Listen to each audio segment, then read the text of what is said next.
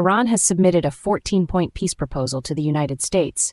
President Trump says he's reviewing it, but doesn't think he can make a deal, having flatly rejected it just 24 hours earlier. Meanwhile, Iran is executing citizens accused of spying for Israel.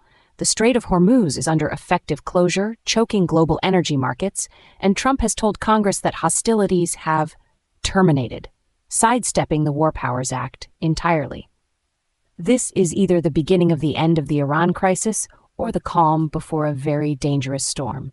Joining me now are Marcus Webb, our defense and security analyst, and Sophia Reeves, our economics and markets editor. Marcus, let me start with you. Is Trump negotiating from a position of strength here, or is this diplomatic chaos dressed up as strategy?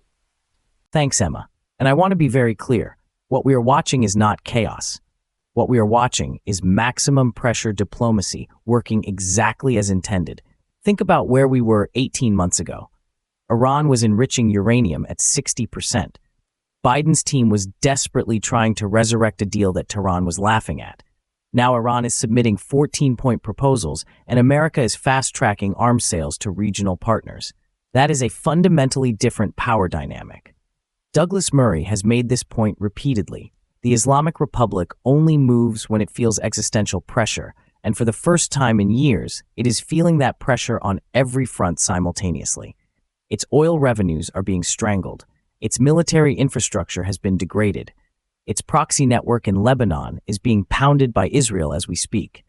Trump told Congress hostilities have terminated. That is a legal maneuver, yes, but it is also a signal that America is dictating the terms of this endgame, not Tehran. The one thing I would caution is this. A bad deal struck quickly to declare political victory would be far more dangerous than no deal at all. But Marcus, isn't there a real risk that Trump's mixed messaging, rejecting the deal one day, reviewing it the next, joking about invading Cuba on the way home, is giving Tehran space to play games and buy time?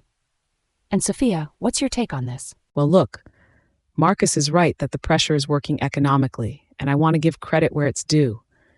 The blockade is genuinely devastating Iran's oil sector. They were exporting around 1.4 million barrels a day under Biden's looser enforcement. That revenue funds 30 to 40% of the regime's budget. You cut that off. You are not just inconveniencing them, you are threatening the entire financial architecture of the theocracy.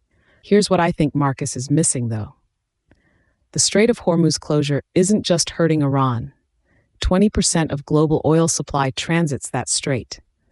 The Telegraph ran a piece this week on Britain's food chain, and the numbers are genuinely alarming. We're talking about a country that imports 35% of its food and is critically exposed to energy market disruption. Every week this drags on. The economic cost to Western allies compounds. So yes, the pressure is working. But the question is whether our own economies can sustain the pressure longer than Tehran can. And right now, I'm not confident that British or European policymakers have any serious plan for that scenario. I hear what Sophia is saying, but with respect, that misses the point entirely. You do not lift pressure on a regime that is executing its own citizens for spying and submitting half measures dressed up as peace proposals. That is the lesson of the JCPOA. The moment the West blinks, the moment we decide the economic pain is too much, Tehran recalibrates, and you are back to square one. Worse than square one, actually, because they now know exactly what threshold will make you flinch. The economic pain in Britain is real. I'm not dismissing it. But that is an argument for Britain getting serious about its own energy security, not an argument for letting Iran off the hook.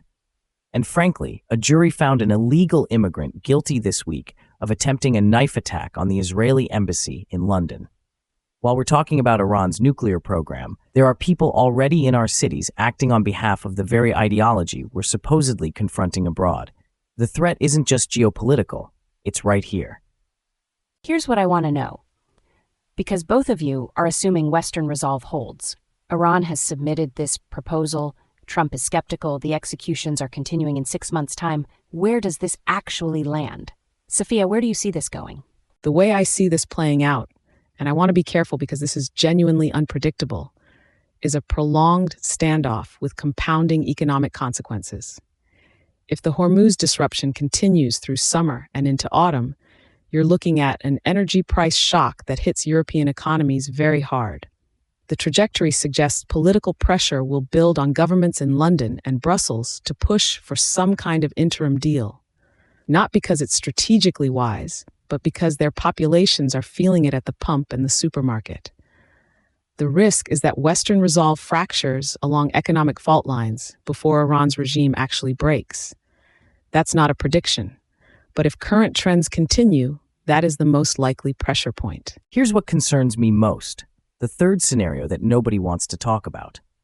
A regime under this level of simultaneous pressure, military, economic, internal executions suggesting paranoia about loyalty, doesn't always respond rationally. History tells us that cornered authoritarian governments have calculated that escalation offers better survival odds than capitulation. The risk of an Iranian provocation against shipping, against U.S. assets, against Israel directly, designed to internationalize this conflict and rally domestic support, is real, and it is being underestimated. If that happens, Trump's letter to Congress saying hostilities have terminated becomes irrelevant overnight. And the question of whether we were prepared militarily, economically, politically becomes the only question that matters. Powerful analysis from both of you. Marcus Webb, Sophia Reeves, thank you.